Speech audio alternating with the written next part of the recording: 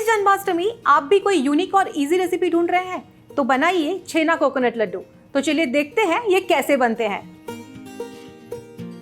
छेना coconut Laddu बनाने के लिए हम सबसे पहले छेना बना लेंगे।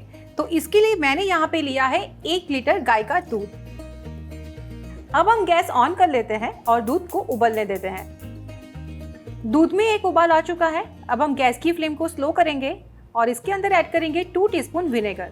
विनेगर की जगह पे आप नींबू का रस भी यूज कर सकते हैं।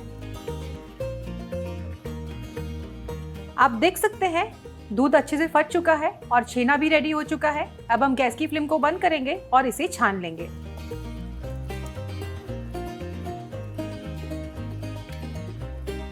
इसे हम थोड़ा नॉर्मल पानी से वॉश कर लेंगे जिससे इसका खट्टापन निकल जाए। थोड़ा सा ठंडा होने देंगे। छेने का पूरा पानी निकल चुका है। अब हम इसे बाउल में ले लेंगे।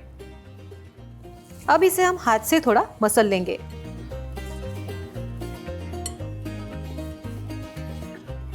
अब इसके अंदर हम ऐड करेंगे 3/4 कप कोकोनट पाउडर। यहाँ पे मैंने ड्राई कोकोनट पाउडर लिया है।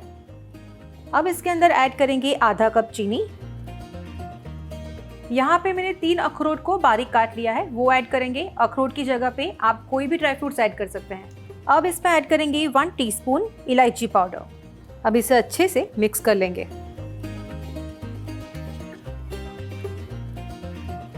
यहाँ पे हमने फ्रेश छेना बनाया है, पर अगर आपके पास टाइम नहीं है तो आप पनीर को भी यूज करके ये लड्डू बना सकते हैं। आपको मलाई पनीर 200 ग्राम लेना है। तो इस लड्डू में मैंने ड्राई कोकोनट पाउडर यूज किया है, पर आप इसकी जगह पे फ्रेश कोकोनट को भी ग्रेट करके ऐड कर सकते हैं। अब मिक्सचर में से थोड़ा सा पोर्शन लेके हम लड्डू बनाएंगे। अब इस लड्डू को हम ड्राई कोकोनट पाउडर में कोट कर लेंगे। इसी तरह से सारे लड्डू बना लेंगे।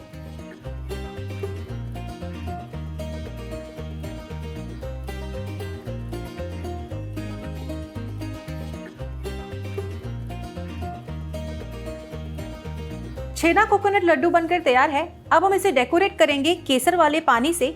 तो यहाँ पे मैंने 1 टीस्पून केसर को आधे घंटे के लिए गर्म पानी में भिगो दिया था। मैं इसके ऊपर ड्रिजल करूंगी।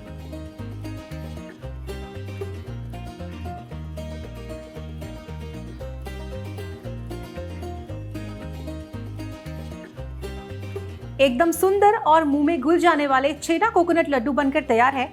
इस जन्माष्टमी आप भी ट्राई कीजिए रेसिपी और कमेंट बॉक्स में मुझे बताइए कैसा लगा। ऐसी इंटरेस्टिंग रेसिपीज के लिए देखते रहिए स्वाद अनुसार। मिलते हैं नेक्स्ट एपिसोड में।